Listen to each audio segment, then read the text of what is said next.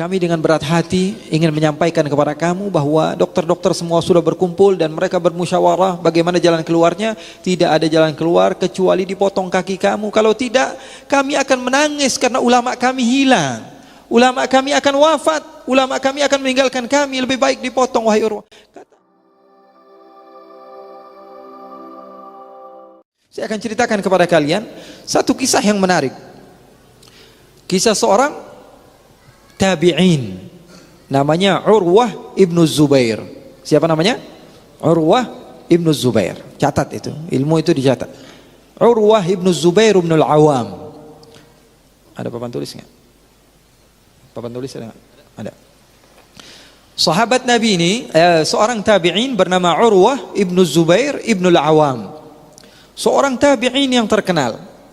Bahkan beliau adalah orang yang pertama kali menulis sejarah Rasulullah SAW. Jadi kalau kalian ditanya siapa penulis pertama kali sejarah baginda Rasul, beliau bernama Urwah ibnu Zubair ibn al-Awam. Urwah bin Zubair bin Awam, anaknya sahabat yang bernama Zubair bin Awam. Mungkin kalian pernah dengar sahabat Nabi namanya siapa? Zubair bin Awam, termasuk 10 orang yang Rasulullah katakan termasuk daripada ahli syurga. 10 orang termasuk daripada ahli syurga. Rasulullah mengatakan Abu Bakar fil jannah, Umar fil jannah, Uthman fil jannah, Ali fil jannah. Rasulullah yang mengatakan Abu Bakar kamu di syurga, Umar kamu di syurga, Uthman kamu di syurga, Ali kamu di syurga, Sa'ad bin Abi Waqqas kamu di syurga, Sa'id bin Zaid kamu di syurga, Abdurrahman bin Auf kamu di syurga. 10 orang Rasulullah SAW sebutkan nama mereka. Hafal atau tidak ahli syurga? Hafal atau tidak? Striker Barcelona siapa namanya? Striker Real Madrid siapa namanya? 10 orang yang sudah jelas masuk surga versi Rasulullah SAW. Itu dalam satu majlis. Sebenarnya banyak. Rasulullah mengatakan Bilal bin Rabah sepatunya sudah terdengar di surga. Ada satu sahabat lagi namanya Ukasyah. Rasulullah mengatakan siapa yang mau saya doakan masuk surga? Sahabat mengatakan satu, saya Rasulullah. Anta fil jannah, kata Rasulullah. Saya Rasulullah, kata Rasulullah, kamu di surga. Lalu sebagian lagi mengatakan saya juga ya Rasulullah. Kata Rasulullah, sabaqaka biha Ukasyah, kamu sudah didahului Ukasyah. Rasulullah SAW banyak sekali ya, menyebutkan daripada beberapa sahabat Rasulullah SAW yang menempati surga. Adapun 10 orang itu di dalam satu majlis, dalam satu pertemuan Rasulullah SAW mengatakan bahwa si Fulan bin Fulan adalah ahli syurga. Siapa yang saya mau sebutkan tadi? Seorang tabi'in bernama siapa? Urwah bin Zubair. Urwah bin beliau ini adalah orang yang pertama kali menulis sejarah Nabi. Dan beliau adalah guru kepada para tabi'in. Beliau punya murid diantaranya Muhammad ibn Shihab Az-Zuhri. Siapa namanya? Al-Imam Az-Zuhri. Kalau kalian kenal ilmu hadis, kalian akan mendengar nama Al-Imam Zuhri. Kalau kalian mengenal ilmu hadis, hadis itu ada dua, ada namanya hadis riwayah, ada namanya hadis dirayah. Kedua-dua hadis tersebut adalah termasuk orang yang pertama kali menulisnya adalah Al-Imam Az-Zuhri atas perintah daripada Umar bin Abdul Aziz. Perintah daripada siapa? Amirul Mukminin Umar bin Abdullah. Di zaman Rasulullah emang nggak ada. Rasulullah ngelarang. Hadis Rasulullah ditulis di zaman Rasulullah SAW, Rasulullah larang. Karena apa? Takut ketuker antara Al-Quran sama hadis. Jadi hadis Rasulullah SAW ramai itu pada masa tabi'in. Urwah ibnu Zubair ini adalah orang yang pertama kali menulis sejarah Nabi Muhammad SAW. Kenapa kok dia bisa tahu banyak sejarah Nabi? Karena beliau banyak meriwayatkan hadis daripada siapa? Daripada Aisyah. Dari siapa? Siti Aisyah. Dan kenapa kok Sayyidatuna Aisyah banyak sekali hadisnya? Beliau termasuk wanita tapi paling banyak riwayat hadisnya karena hadis-hadisnya rata-rata diriwayatkan oleh Urwah yang memang termasuk orang yang pertama kali menyebarkan hadis. Paham atau tidak? Sekarang tahu kan? Kenapa kok hadis Siti Aisyah paling banyak bersama Imam sama siapa? Abu Hurairah. Kenapa? Karena Aisyah memiliki murid-murid yang kreatif. Paham nggak? apapun yang dikatakan gurunya dicatat, disebarkan, di-share. Tapi sehebat-hebatnya ilmu seseorang, tapi kalau medianya nggak keren, maka ilmunya nggak bakalan nyampe. Paham atau tidak? Tapi ilmu seseorang walaupun sedikit, tapi muridnya kreatif, medianya bagus, maka akan lebih menyebar dan lebih manfaat bagi umat. Begitu. Dan Sayyidatuna Aisyah, beliau banyak riwayat hadisnya. Kenapa? Karena beliau memiliki murid yang bernama Urwah. Kok cowok muridnya? Iya, karena Urwah ini punya ibu namanya Asma. Asma ini kakaknya Siti Aisyah. Asma ini kakaknya Siti Aisyah. Berarti Urwah apanya Siti Aisyah? Ponakan. Kalau ponakan bisa masuk rumahnya nggak? Bisa ngobrol nggak? Bisa nanya-nanya nggak? Mahram bukan? Mahram. Maka kenapa Urwah banyak meriwayatkan hadis Siti Aisyah, dan Siti Aisyah banyak sekali hadisnya diriwayatkan oleh orang? Karena Urwah adalah orang yang paling kreatif ataupun orang yang rajin di dalam apa? Meriwayatkan hadis Siti Aisyah. Asma, ibu kepada Urwah, ibu juga kepada Abdullah. Ada sahabat Nabi Abdullah bin Zubair, ini kakaknya Urwah.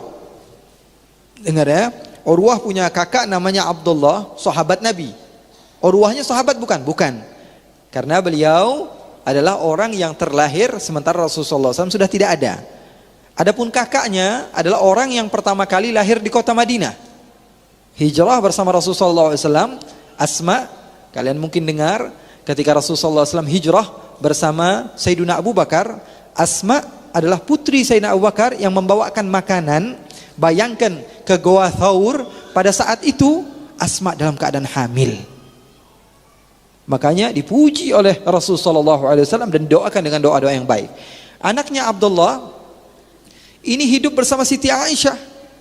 Saya kasih satu ilmu buat kalian. Kalau sebagian di antara kalian yang sering baca hadis Rasul, mungkin kalian akan dapatkan sebelum nama Siti Aisyah ada tulisan Ummu Abdillah. Baca Arba'in Nawawi, an Ummi Abdillah, diriwayatkan daripada ibunya Abdillah. Padahal Siti Aisyah nggak punya anak.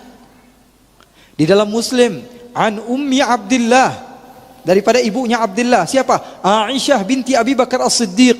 Ini jarang dijelaskan orang. Ummu Abdillah, siapa ibu Abdillah? Sayyidatuna Aisyah. Memangnya dia punya anak laki-laki? Enggak. Anaknya adalah keponakannya. Abdullah ini keponakannya, tapi sudah seperti anak sama Siti Aisyah. Makanya Rasulullah SAW memanggil Siti Aisyah dengan ibunya Abdullah. Kita tidak sedang membahas Abdullah, kita membahas siapa? Urwah. Berarti kalian tahu sekarang Urwah ini siapa? Keponakannya Siti Aisyah. Dia punya bapak namanya Az-Zubair bin Al-Awwam. Az-Zubair bin Al-Awwam termasuk sahabat Nabi Muhammad SAW yang sudah dijamin masuk surga, yang senantiasa bersama Talha. Ada namanya Talha bin Ubaidillah sama Zubair bin Awam. Kemana-mana berdua ini sahabat Nabi. Hawari Rasulullah SAW. Hawariyunnya Rasulullah SAW. Siapa namanya? Zubair bin Awam. Jadi ini orang hebat atau bukan ini? Urwah. Selain dia seorang tabi'in yang alim, dia punya ibu siapa? Kakaknya Siti Aisyah. Dia punya bapak siapa? Zubair bin Awam. Zubair bin Awam, kakeknya namanya Khuwailid. Terusin ya. Kakeknya namanya siapa? Khuwailid. Khuwailid ini punya anak selain Awam, dia punya anak juga namanya Khadijah. Khadijah binti Khuwailid. Khadijah binti siapanya Rasulullah ini? Istrinya Rasul sallallahu alaihi wasallam. Berarti Zubair apanya Khadijah? Keponakannya Khadijah. Jadi bapaknya keponakan Khadijah, anaknya keponakan Aisyah. Paham atau tidak? Paham atau tidak? Awam memiliki istri namanya Safiyah. Punya bapak namanya Abdul Muttalib. Abdul Muttalib punya anak juga namanya Abdul. Safiyah sama Abdullah punya anak namanya siapa? Abdullah sama Al-Awam punya anak namanya siapa? Az-Zubair. Berarti Az-Zubair ini apanya Rasulullah? Sepupunya Rasulullah. Kenapa? Karena dia putra kepada Safiyah, bibinya Rasulullah. Ini Abdullah punya anak Nabi Muhammad, Sementara Sofia punya anak Zubair. Paham atau tidak? Atau tambah puyeng? Pabalatak merenya. Hah? Pusing ya? Paham ya sekarang ya? Sofia sama Awam menikah. Punya anak siapa namanya? Zubair. Sofia itu adik-beradik sama Abdullah, Awam itu adik-beradik sama Siti Khadijah. Berarti Zubair adalah keponakan Siti Khadijah dan dia sekaligus adalah sepupu baginda Nabi besar Muhammad sallallahu alaihi wasallam. Zubair ini menikah dengan kakaknya Siti Aisyah, melahirkan seorang ulama tabi'in yang sangat terkenal yang bernama Urwah ibnu Zubair. Urwah bin Zubair ini harus kalian senantiasa ingat namanya. Ini karena ini orang hebatnya orang Islam ini. Siapa namanya? Urwah. Urwah bin Zubair ini orang hebat sekali dalam agama Islam. Beliau pertama kali menulis sejarah Nabi Muhammad SAW. Saya mau kasih kalian cerita, mungkin waktunya sudah mau habis juga ini. Masih lama. Urwah ini pernah suatu waktu di zaman Bani Umayyah ada seorang pemimpin bernama Al-Walid ibni Abdul Malik. Seorang khalifah pada masa itu, namanya siapa? Al-Walid ibni Abdul Malik. Dia mendengar tentang seorang ulama yang hebat bernama Urwah, maka dia berniat untuk memberikan hadiah. Wah, ini ulama Masya Allah, istiqamah, rajin mengajar, rajin memberikan ilmunya kepada siapapun yang ada. Maka khalifah mengirimkan surat kepada Urwah, wahai Urwah, kami di negeri Syam, pada masa itu agama Islam kiblatnya negeri Syam, tempat khilafahnya, ibu kota umat Islam pada saat itu di mana? Di negeri Syam, di Damaskus. Kalau sekarang di Suriah, dulunya Romawi. Kalau zaman Abbasiyin itu mereka lebih ke Persia, di mana di Irak. Pada zaman Bani Umayyah mereka di Damaskus, di Suriah. Dikirim surat, hai ulama, saya mau antum datang ke tempat ini karena kami mau membahagiakan antum. Antum itu orang yang banyak berjasa bagi umat. Maka yang namanya orang ikut kepada pemerintahan, selagi pemerintahan tersebut saleh, maka dia ikut apa kata khalifah tersebut, dia ikuti. Ini hadiah daripada Allah Subhanahu wa taala, diumrohkan, dihajikan. Bismillah. Dia ambil hadiah tersebut, tiket tersebut ke negeri Syam. Sampailah dia di pertengahan jalan, ternyata kakinya kesakitan. Khalifah mengatakan, bawa sahabat-sahabatmu wahai Urwah, bawa anak-anakmu wahai Urwah. Maka Sayyidina Urwah membawa beberapa sahabatnya dan anak yang paling dia cintai. Anak yang paling dia cintai dia bawa. Di pertengahan jalan kakinya sakit, tidak tahu kenapa, tidak bisa berjalan. Lalu dipijit, kalau kata sekarang diurut kali ya, salah urat atau apa gitu ya. Capek, perjalanan jauh. Maka ternyata tambah dipijit tambah sakit. Dicari tahu kenapa ini, disuruh berdiri nggak bisa berdiri. Akhirnya dibopong sampai ke negeri Syam. Khalifah nggak enak hati, ya Allah, ini orang saya mau bahagiain kok malah datang tambah jadi sakit, jadi sedih, jadi lupa dong akhirnya. Orang kan kalau misalnya kita mau bahagiain, ternyata di tengah jalan ada kecelakaan atau apa, yang diingat akhirnya apa? Kecelakaannya. Yang diingat yang nggak enaknya. Maka Khalifah nggak mau tahu, ini harus diobatin. Panggil semua dokter, dipanggil semua dokter yang ada pada masa itu, yang terbaik. Ternyata setelah diperiksa oleh sebagian dokter tersebut, dikatakan bahwa ini penyakit nggak bakalan hilang kecuali kalau dipotong kakinya. Penyakit apa itu namanya? Kalau enggak bakalan menular. Maka dia bingung mau ngomong sama tamunya, ya Allah gimana ini, nggak enak ngomong sama tamunya apa yang dikatakan dokter. Tapi dia paksakan, ya sudah, wahai Urwah, kami dengan berat hati ingin menyampaikan kepada kamu bahwa dokter-dokter semua sudah berkumpul dan mereka bermusyawarah bagaimana jalan keluarnya. Tidak ada jalan keluar kecuali dipotong kaki kamu. Kalau tidak, kami akan menangis karena ulama kami hilang. Ulama kami akan wafat, ulama kami akan meninggalkan kami, lebih baik dipotong wahai Urwah. Kata Sayyidina Urwah, semuanya milik Allah, kaki saya milik Allah, tangan saya milik Allah, kepala saya milik Allah. Kalau memang Allah berkehendak, Allah Subhanahu wa ta'ala mampu mengambilnya. Jangankan kaki saya, nyawa saya Allah ambil, itu adalah haknya Allah Subhanahu wa ta'ala. Maka sebagian di antara mereka mengatakan, wahai Urwah, nanti malam ketika kamu waktu istirahat, saya akan berikan air sedikit. Air apa itu, kata Urwah? Air tersebut terbuat dari khamr, sehingga kalau kamu minum, kamu akan melupakan bahwa kami telah memotong kaki kamu. Dibiusnya dengan benda yang haram.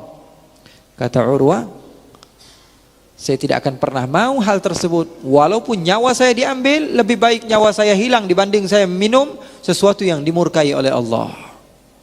Maka sebagian lagi mengatakan, bagaimana jalan keluarnya kalau begitu? Apakah kami langsung potong? Kamu pasti akan kesakitan. Maka kata Urwah, nanti malam di saat manusia semuanya sudah sepi, saya akan sholat.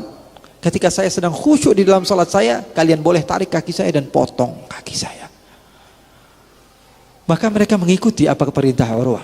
Beliau pun memulai takbirnya. Ketika itu beliau sudah berusia dan kitab-kitabnya sudah menyebar di mana-mana. Ilmunya sudah bermanfaat luar biasa. Sudah sepuh. Maka beliau pun memulai sholat. Ketika beliau sujud, lama sekali sujudnya. Para dokter tahu kalau ini kesempatan untuk memotong kakinya. Maka ditariklah kaki Urwah lalu dipotong. Dan Sayyidina Urwah tidak merasakan sedikit pun dan tidak membatalkan sholatnya. Karena hatinya sudah bersama Allah. Orang itu kalau lagi asik sama orang yang dia cintai, dia nggak ingat kanan, nggak ingat kiri, nggak ingat depan, nggak ingat belakang. Betul atau tidak? Kalau lagi asyik dengan sesuatu, lagi main game misalnya, ibunya manggil, bapaknya manggil, nggak kedengaran sudah. Ada telepon malah dimatiin teleponnya. Betul atau tidak? Udah nggak ingat sama yang begituan, lagi fokus sama satu hal. Sayyidina Urwah mengajarkan kepada kita kalau fokusnya beliau kepada Allah. Beliau pun meneruskan sholatnya. Selepas sholat beliau melihat darah yang banyak sehingga beliau pun pingsan. Pingsannya kapan? Setelah sadar. Selepas sholat baru beliau pingsan. Tidak bangun-bangun sampai pagi. Anaknya bermain-main di luar. Ketika sedang bermain, ternyata anaknya bermain sama kuda milik raja. Kudanya tersebut menendang kepala anaknya sehingga anaknya tersebut terjatuh, dan ketika dilihat ternyata anaknya sudah meninggal. Anak yang paling dicintai Sayyidina Urwah meninggal. Lagi main sama kudanya raja, meninggal anaknya. Bingung ini raja.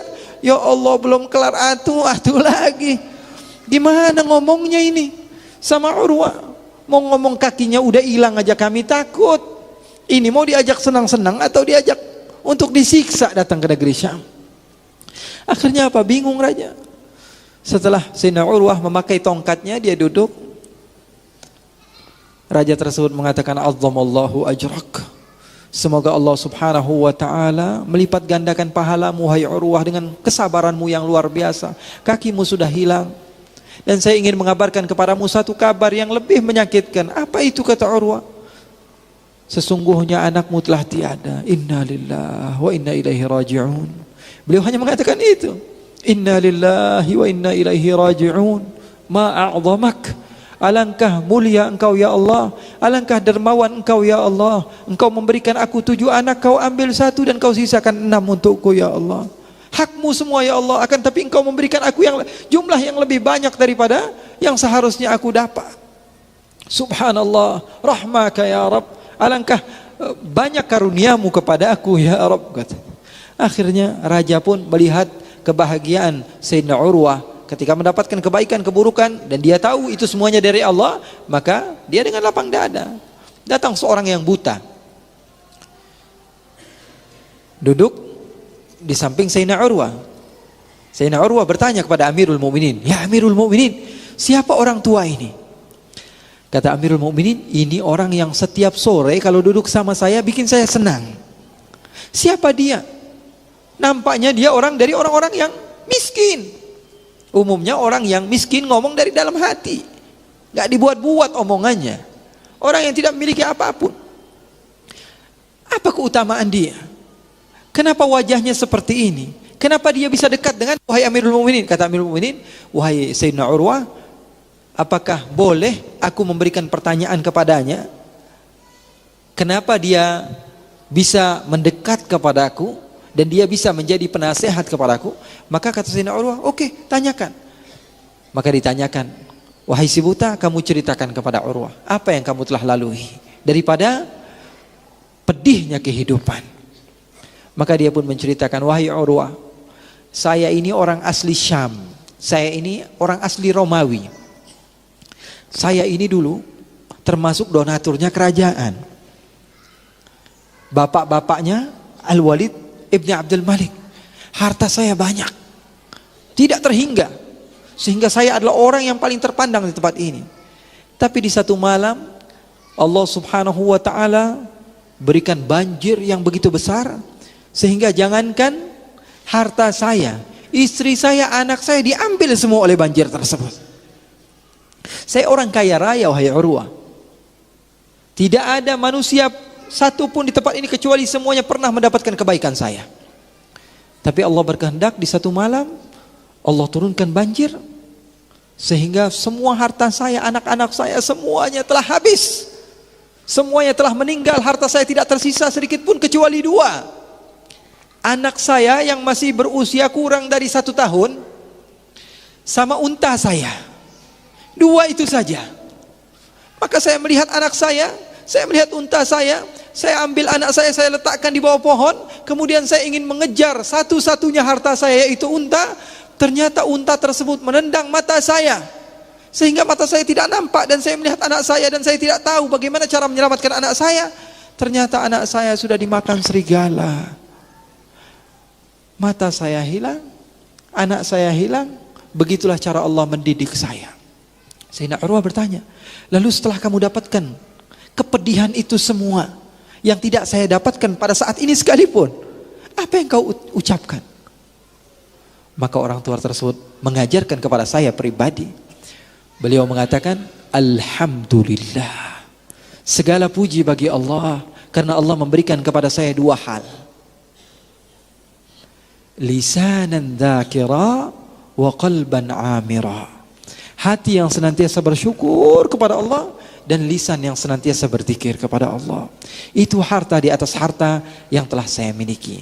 Oleh karena itu ikhwani, ini adalah apa yang disampaikan oleh Ustaz kita tadi juga. Apa yang saya sampaikan itu syarah kepada awal daripada surat Al-Fatihah yang berbunyi Alhamdulillahi Rabbil Alamin. Karena alhamd, pujian kepada Allah, berbeda dengan ats-tsana. Di dalam bahasa Arab, ats-tsana itu pujian kepada orang yang berbuat baik kepadamu. Tapi kalau alhamd adalah pujian kepada orang yang berbuat baik dan tidak berbuat baik kepadamu, maka diucapkan kepadanya alhamdu.